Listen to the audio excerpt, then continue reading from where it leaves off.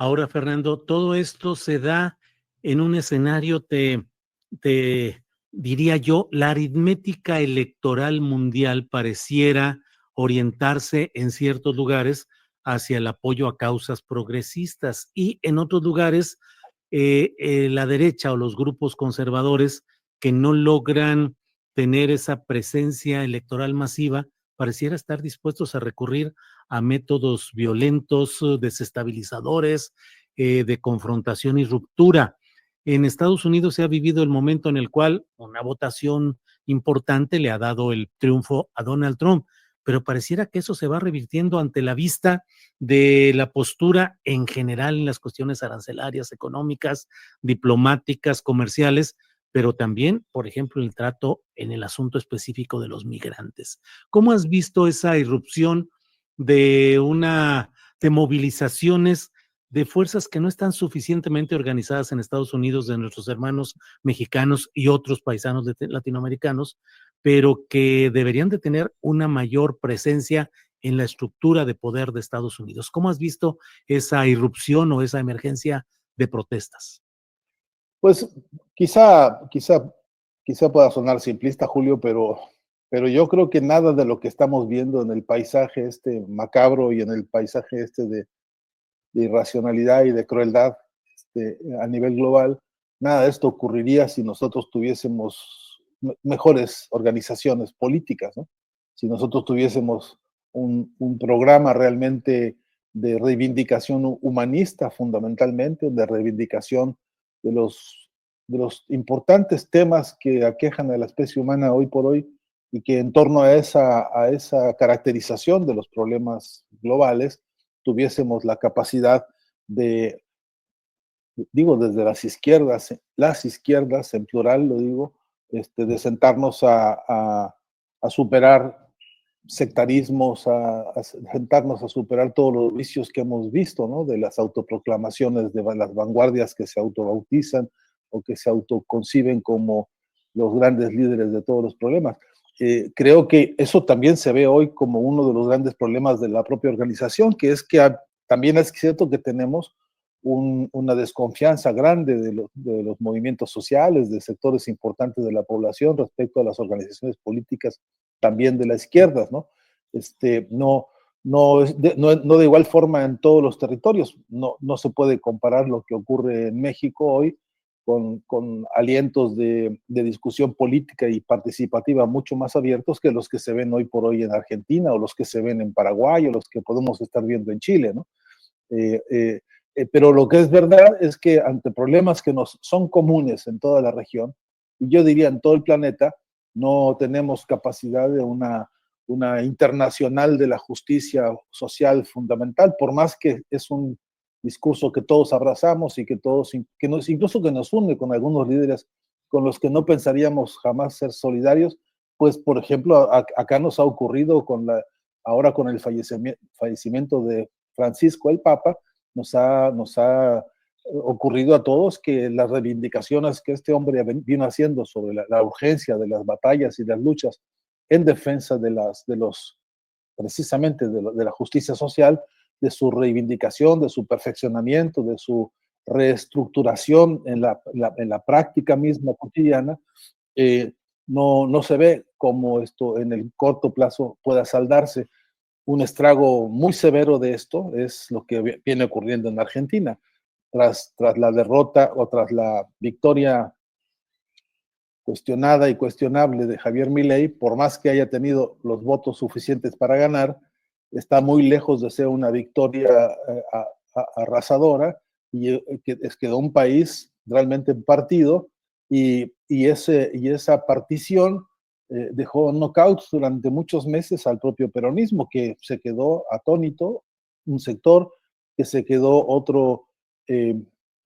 negociando incluso, viendo la manera de convivir con esta gestión de los anarcocapitalistas, como se autonombran, y hasta que no apareció la candidatura que lanzó la propia Cristina Fernández, no hubo una reacción,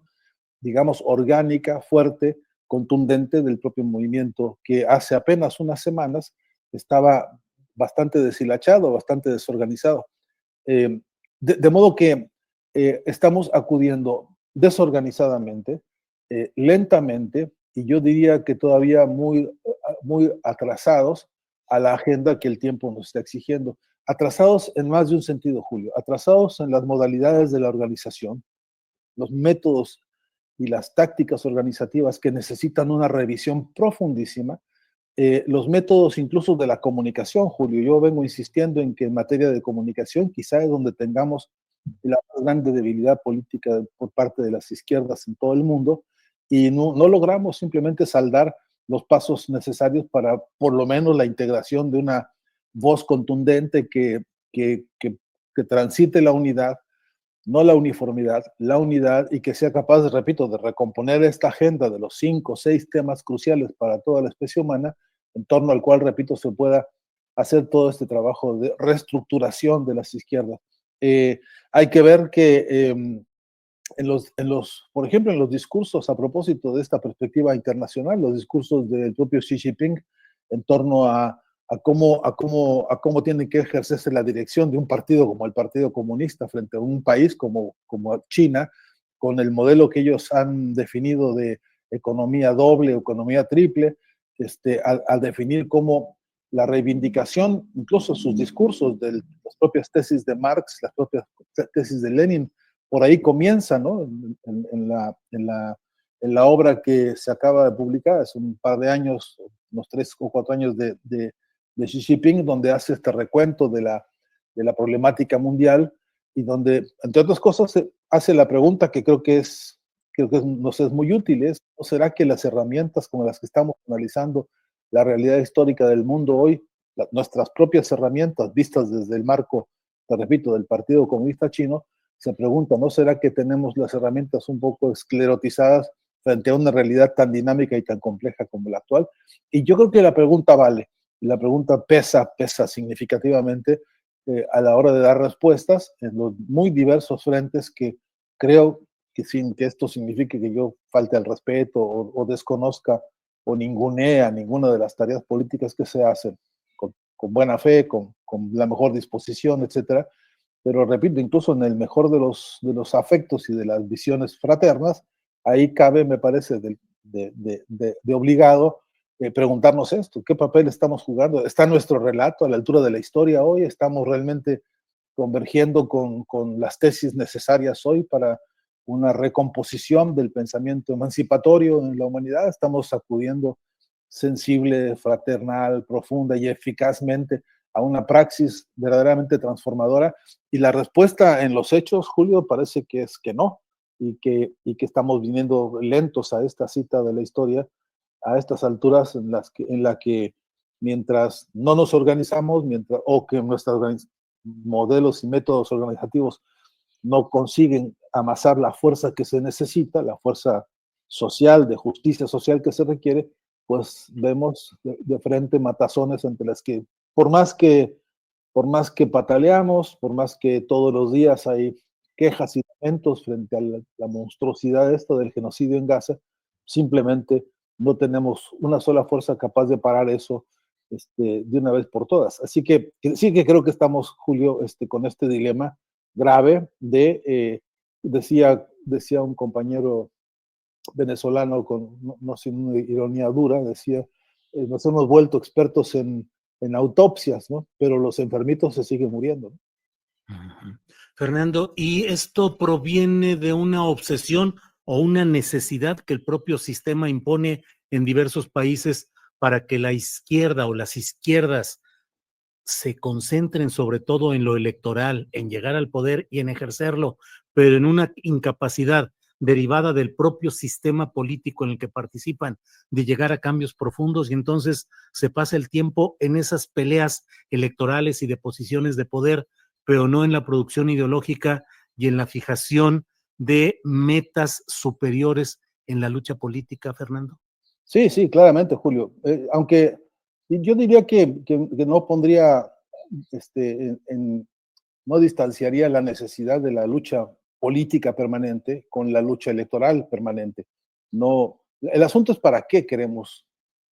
poder ¿no? Político, al servicio de qué cosas. Y eso me parece que necesita saldar por lo menos dos exámenes duros. Uno es el de transparentar el financiamiento de la política. Es urgente que sepamos de dónde sale, hacia dónde van los recursos, el dinero, lo que se gasta, de dónde sale, hacia dónde va, quién lo maneja. La transparencia minuciosa, la transparencia rigurosa, que hace a una ética de la política que hoy necesitamos con toda urgencia, porque parte de la desconfianza con las organizaciones viene de las mil y un tranzas, de la corrupción, del engaño, del manipuleo, del beneficio para unos y del sacrificio para otros. Este es un problema de urgencia. Y junto con transparentar el financiamiento de la política, Julio, me parece urgente transparentar los objetivos de la acción política en lo ordinario, lo cotidiano, lo permanente y también lo electoral, porque más de unos que recitan con mucha fuerza y con muchas capacidades discursivas, prontuarios ideológicos y políticos muy rimbombantes, en el fondo son una serie de reformistas que no le quieren tocar realmente el problema de fondo al capitalismo, que lo que quieren es maquillar la cosa para sobrellevarla, que algunos incluso se esmeran, incluso con muchos talentos, en conseguir huesos, conseguir chambas, posiciones, que lo que permitan sea fortalecer grupos, sectas, a los amigos, a los compadres, a los cuates, incluso a las familias, y que eso ha intoxicado de manera muy seria el hacer y el pensar la política, que también ha generado una máquina fenomenal de desconfianza frente a los aparatos y a la concepción misma del poder. Eso ha alimentado. Mira, no sería posible el triunfo de Javier Milei en Argentina de no haber existido todo este inventario que acabo de decir yo de calamidades políticas, porque hay un pueblo que se cansó de ver que la calle no se pavimenta, que no llega el agua, que nunca llegó el abastecimiento de gas, que no está el hospital que se prometió, que conseguir una cita en el hospital con un médico te representa meses de espera, que el costo de los medicamentos es infernal, que las cosas de la vida diaria siempre quedan postergadas en función de acelerar la conveniencia de algunos grupos que quieren eso, solamente reformismo, solamente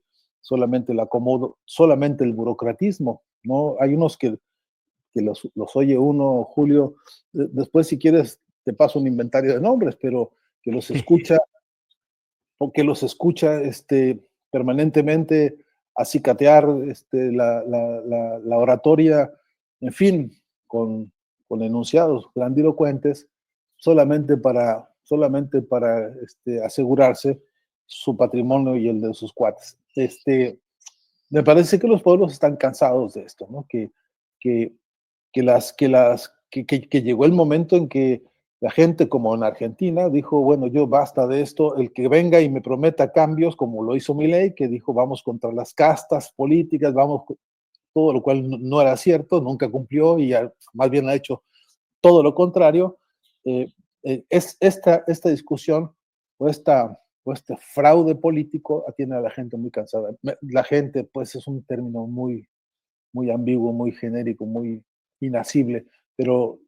los electores, en todo caso, las personas, los trabajadores, la clase trabajadora, está harta de todo esto. Y no hay hoy, no hemos visto hoy